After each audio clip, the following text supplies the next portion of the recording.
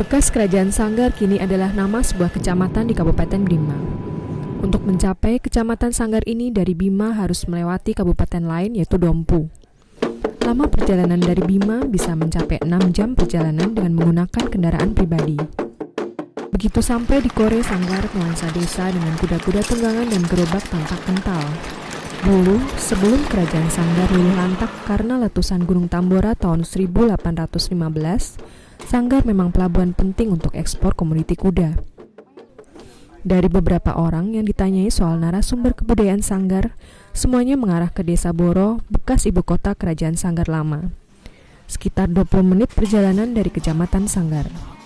Benar, ternyata Boro adalah gudangnya warga Sanggar yang masih aktif bersosialisasi dengan menggunakan kebudayaan nenek moyangnya. Perempuan-perempuan Sanggar di desa itu masih sering berkumpul untuk memainkan kesenian tradisional, misalnya kesenian lesung atau kareku kandei. Sepintas biasa saja dengan kareku kandei, namun ternyata beberapa lesung ini punya kisah mendalam, yaitu sisa-sisa peninggalan nenek moyang yang bentuknya sama dengan yang ada di Kerajaan Tambora sebelum luluh lantak dengan letusan Gunung Tambora. Beberapa nada dan jenis ketukan kareku kandei merupakan tinggalan nenek moyang mereka. Sebut saja jenis kareku tutu, kareku hadra, kareku ranca, dan kareku kelau. Usai memainkan musik lesung, salah satu warga yang juga guru kesenian di desa itu, Suada M. Saleh, menunjukkan alat tenun yang bentuknya juga sama dengan yang ada di Kerajaan Tambora. Asam. Ada yang ganggu pakai ini senjatanya. Iya, itu.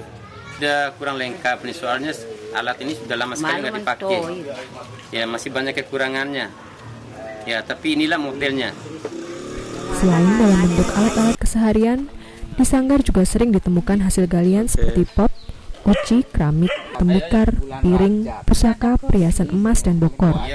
Menurut pemerhati kebudayaan Sanggar yang juga guru di SMA Negeri 1 Sanggar, As'ad, banyak kemiripan antara kebudayaan di bekas Kerajaan Tambora yang ada di Sanggar saat ini.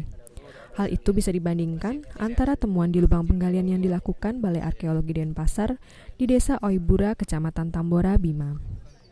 Kesamaan peradaban atau kebudayaan sisa letusan Tambora tahun 1815. Maksudnya di sini lakukan eksavasi.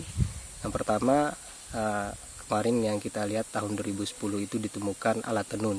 Ya. Alat tenun itu sama yang ada di Sanggar, itu di Kore, Boro. Terus yang kedua ditemukan juga lesun.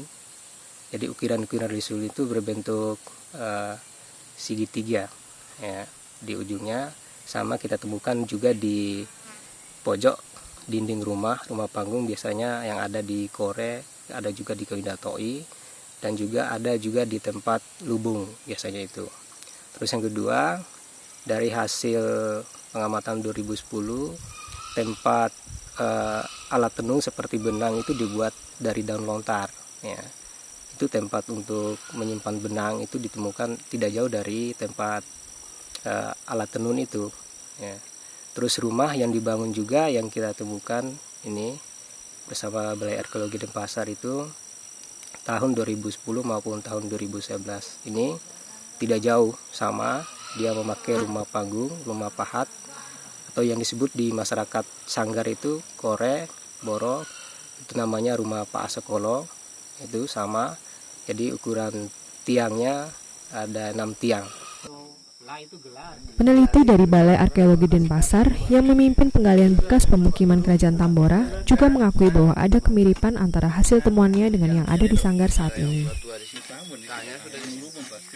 Jadi kalau kita perhatikan kayu yang ada di sejumlah bangunan ya, material yang digunakan ukuran kayunya kecil ya, diameter 12 cm ya. Jadi padahal pada waktu itu Tambora kan terkenal penghasil kayu. Tapi menurut Pak Asad tadi ya, ada tradisi yang berlangsung di Sanggar ya. Jadi dalam pelestarian khususnya hutan ada istilah weakode. Jadi dalam memanfaatkan hasil hutan itu tidak boleh kita sepenuhnya mengambil atau menghabisi apa yang ada di hutan itu, baik itu madu dan termasuk yang lainnya, termasuk kayu.